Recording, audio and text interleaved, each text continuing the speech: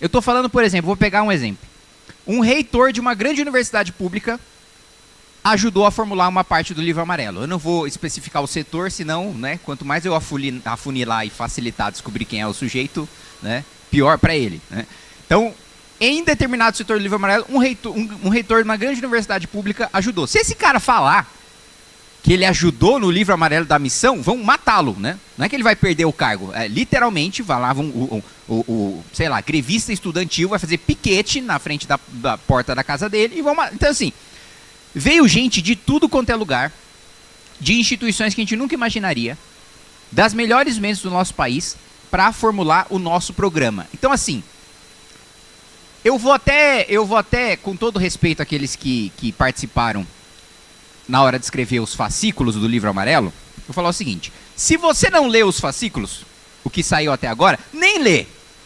Lê o livro amarelo, vai direto pro livro amarelo. Se você lê os fascículos, ótimo, você vai entender o livro amarelo com muito mais rapidez e facilidade do que quem não leu. Agora, se você não leu, vai direto pro livro amarelo. Começa pelo livro amarelo e depois vai para os fascículos. Porque isso, quando você for assistir, e eu estou muito ansioso para o dia 16, anotem essa data, 16 de agosto, Renan Santos no debate da Band. Eu adoro aquela vinheta, não sei se quem aqui também é viciado em política e adora escutar a vinheta, você também, né? A vinhetinha do debate da Band é maravilhosa, né? Eu sinto um prazer físico em escutar aquela vinhetinha, que realmente é um negócio... É igual o feromônio da abelha. E eu que sou estranho, hein? Puta merda. Não, é realmente assim, quem é viciado em política é um negócio assim que assim, realmente, é que você é um sujeito desprezível. Mas, para as pessoas que de fato gostam de... Eu gosto de várias cenas dos debates, tanto cena icônica, ou cena de invertida. Eu tô só fazendo uma digressão aqui sobre um gosto pessoal, tá? Que não tem nada a ver com o livro amarelo nem com missão. Mas... é muito bom os momentos icônicos de debates. Então, por exemplo, tem o debate lá do Maluf contra a Marta, eu acho que é a Prefeitura de São Paulo. Né? Esse é legal por quê? Porque é profundo, porque é icônico, não só porque é engraçado. Né? O Maluf vai lá e fala, a Marta é uma desqualificada. Ele, cala a boca, Maluf, cala a boca você. Isso é muito bom. Eu acho isso muito divertido. Né? Ou então quando tem um debate pro governo do estado, do Mário Covas contra o Maluf também. Aí o Mário Covas termina a fala dele falando, eu só sugiro uma coisa para você que está me assistindo. Pega o jornal, a capa, eu não sei qual que é o jornal que ele fala, ou a capa da Folha de São Paulo, ou a capa do Estadão, no dia das diretas já. Pega uma lupa. Pega aquela lupa, passa pela foto da capa da manifestação das diretas já da Sé. Encontra o Maluf. Se você encontrar, eu mesmo voto nele. Esse é um momento maravilhoso, porque o Maluf não estava, né? O Maluf era apoiador da ditadura. E aí quando o Mário Covas vai lá e pega assim, isso é maravilhoso. Enfim, só fiz esse à parte só para explicar, né? Porque senão o Arthur fala, você é esquisito, sente prazer físico no debate da Band. É disso que eu tô falando, entendeu? História, política, debates icônicos que mudaram o curso da história, ou que não mudaram o curso da história, mas foram muito engraçados. Bom, você retomando. Vocês vão... Eu mesmo me surpreendi com o nível de detalhamento, com o nível de qualidade, com o nível assim... Nós estamos, de fato, trazendo o que tem de melhor no mundo para o Brasil. Né? Desde aumento de produtividade de Singapura, até formação técnica da Alemanha, até a abertura de mercado e investimento em infraestrutura dos Estados Unidos e da China também, até a questão da lei de responsabilidade gerencial, pegando pontos do governo chinês e do governo japonês em relação à fusão e desempenho de municípios. O que tem de melhor no mundo está no nosso programa. E isso é maravilhoso. Né? Isso nos dá a perspectiva, Russo, e muita coisa que eu escuto dos especialistas que nos ajudaram, de muitos, é o seguinte: durante décadas, né, a gente, principalmente na parte econômica, muitos falaram o seguinte, olha, durante décadas a gente ajudou fazendo programas econômicos para os tucanos. Só que os tucanos tinham um problema, eles nunca ganhavam. Então assim, agora nós estamos apostando em vocês, porque nós precisamos de alguém que vença. Nós precisamos de alguém que tenha força para implementar esse programa. E nós somos esses. Nós somos esses que vamos vencer, nós somos esses que vamos implementar esse programa, e nós somos esses que, a partir do momento que nós tivermos passado pelo poder no Brasil, Eu não vou falar no ciclo de quanto tempo, Russo, eu gostaria que nós passássemos no poder, mas um ciclo, um bom ciclo, né? Um ciclo razoável. Só para um detalhe, para vocês terem em mente. Preciso tomar cuidado porque não é só quem está aqui, né? Tá tendo live, né? Mas uma coisa importante, um detalhe importante para vocês terem em mente. O Renan, quando ele assumir o próximo mandato, ele vai indicar 4 ministros supremos. 4. Na reeleição, ele vai indicar mais 2.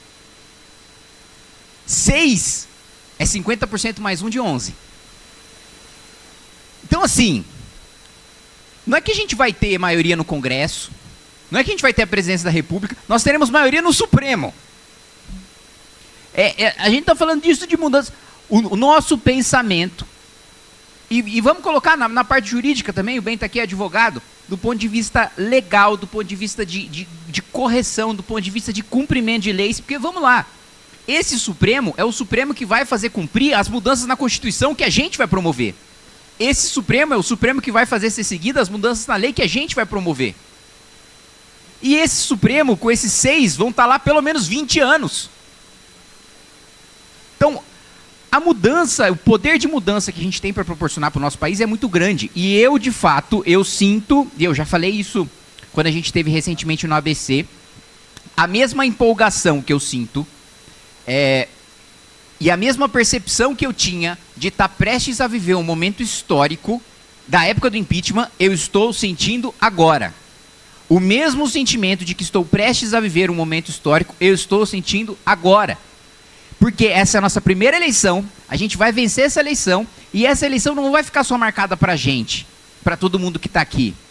Não vai só ficar marcado para o Arthur, para o Russo, para o Ben, vai ficar marcada na história do país. Como, olha, a partir daquele governo, o Brasil se tornou um país decente. E vai ter muita coisa impopular que a gente vai fazer no primeiro ano de mandato, ou mesmo antes do Renan assumir, quando a gente precisar fazer a transição. E muita gente vai xingar, e às vezes o Renan pode chegar, sei lá, com 70% de popularidade, pode cair para 40% no primeiro ano. Podem anotar o que eu estou falando. Vai entrar forte, no primeiro ano vai ter uma queda. Depois de um ano, já no segundo, quando as pessoas se tocarem, puta, o que os caras estavam falando um ano atrás realmente estava certo. Realmente a gente está colhendo os frutos disso agora. Mas cada um de vocês vão estar dentro desses 40%. Que vão estar junto, que vão entender, porque as pessoas, a gente tem essa legitimidade e essa moral para falar, olha, você pode não me entender agora, você pode achar que eu estou errado agora, você pode achar essa medida impopular agora, mas no futuro você vai entender a minha decisão. A gente tem moral para falar isso, porque a gente fez isso na época do impeachment. Quando a gente ia para o mercado financeiro, todo mundo falava, não, é melhor deixar a Dilma aí com o Joaquim Levy, que ele vai acertar as contas. Né? Olha o acerto de contas que a Dilma fez. Né? Da mesma maneira, quando, bom, teto de gastos tinha popularidade do quê, Arthur? De 6% das pessoas apoiavam. Depois que foi aprovado, juro caiu, inflação caiu, mesma coisa. Depois, né, eu fui cobrado, né, por causa do meu voto na PEC da blindagem, eu votei contra. E teve gente que falou, não, mas você está ajudando o Supremo. Eu falei, meu, você leu aquela PEC? Estou ajudando o Supremo onde? Você que está ajudando o Centrão a não ser preso. Né? Mesma coisa agora, na PEC da escala 6x1. Que agora o Davi Alcolumbre está fazendo uma coisa que é péssimo para o país, mas ao mesmo tempo é péssimo para o governo Lula. Que é acabar com a fase de transição. Falando, não, vocês querem aprovar essa PEC? Né? Porque o que o governo quer? O governo quer aprovar a PEC e deixar a fase de transição para só depois da eleição. Por quê? Ele vai ter o discurso, olha, fiz o trabalhador descansar. Só que não vai ter o resultado na prática, vai ter a expectativa do trabalhador de ter aquela folga, depois que passar o período de transição na eleição.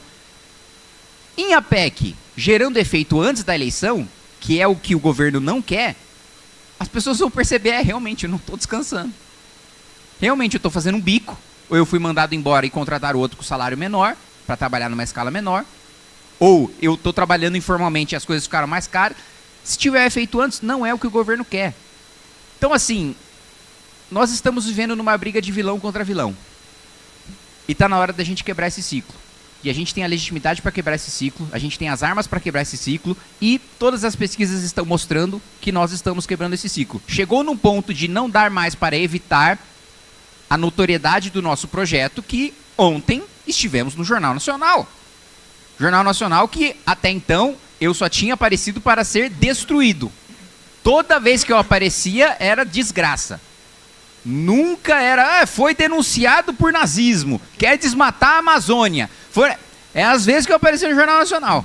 Eu também apareci uma vez. Foi. Sério.